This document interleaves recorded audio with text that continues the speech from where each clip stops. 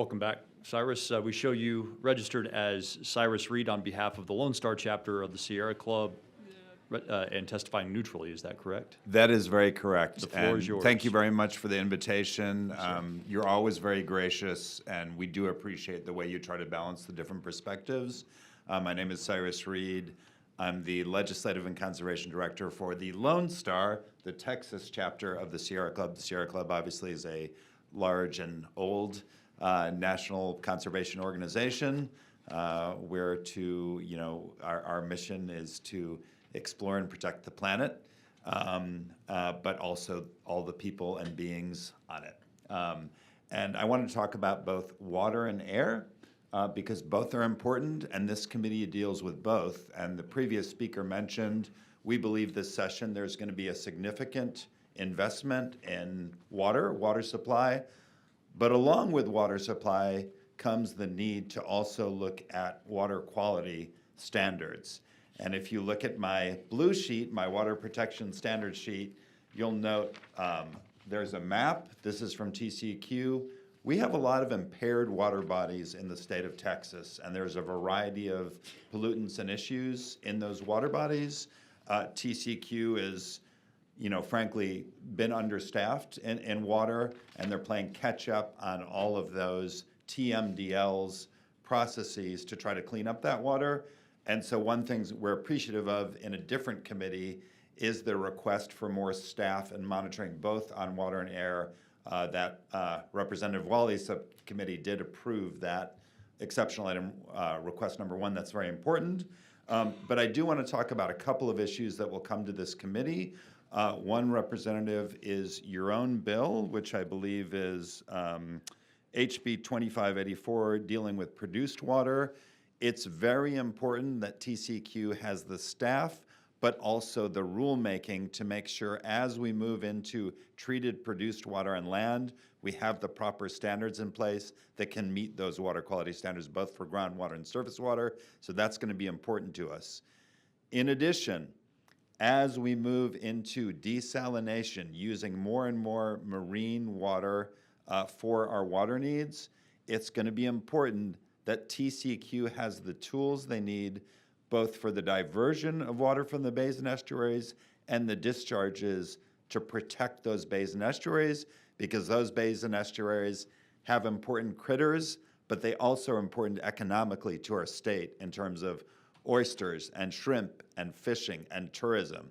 So we got to get that balance right, and I know that Representative Morales-Shaw, who's not here, has filed a bill to establish surface water quality standards for salinity in those bays and estuaries. That's going to be important. We had a representative just before us from Texas Chemical Council. I respect Texas Chemical Council, but there are some issues with pre-production plastics, the nurdles, the flakes, all that stuff that gets into our waterways.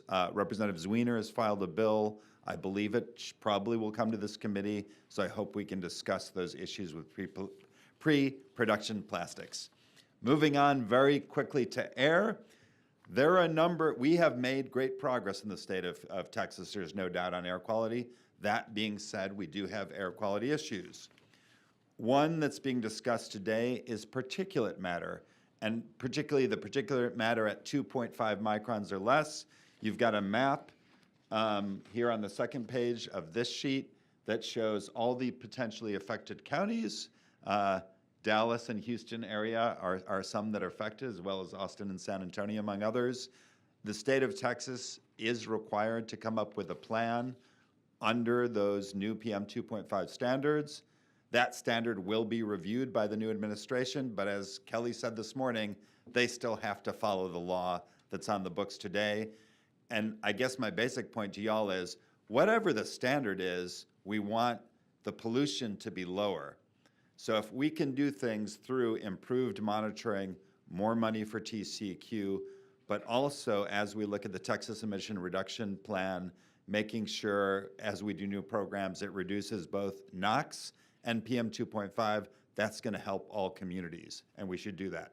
You had a previous speaker talk about methane. I'm glad the industry is taking it seriously.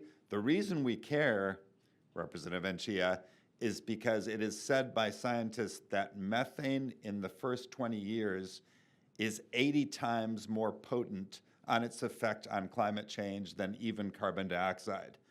Eventually it goes away, but in the short term, it's really problematic. I'm glad industry is taking steps. We absolutely should not be routinely flaring. A lot of the problems comes with super emitter events. We believe it would make sense for the state to invest some money in methane sensors to find those problems, and not necessarily in a regulatory way, work with industry to fix those leaks when they occur. That would be important. Representative Turner has filed a bill to try to do that, which we think is important.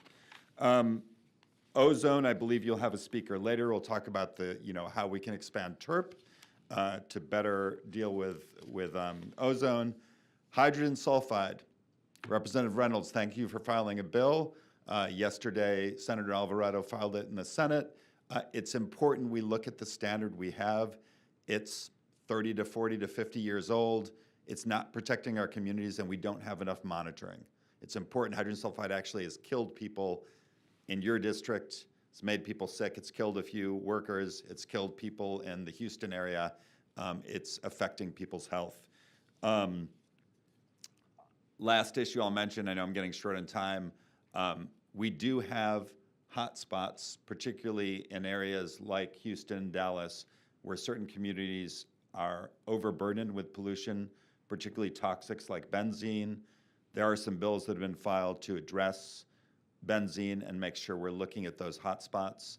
I think those are important issues. And so I'll just sort of to sum up, whatever the administration, whether it's Biden or Trump, whether the EPA is doing more regulations or less, we as Texans can come up with solutions that reduce pollution and help our economy, and we should do so whatever the politics of the moment are. And so that would be that, and I pledge that I will work with y'all to do those two things. Yeah, appreciate that, Dr. Reed. Thank you. Are there any questions? And I do want to thank Representative Bell for your work on the Sunset Bill. I appreciated the way we all worked together on that. Yeah, it was very good. Very good. All right. Thank you for your testimony.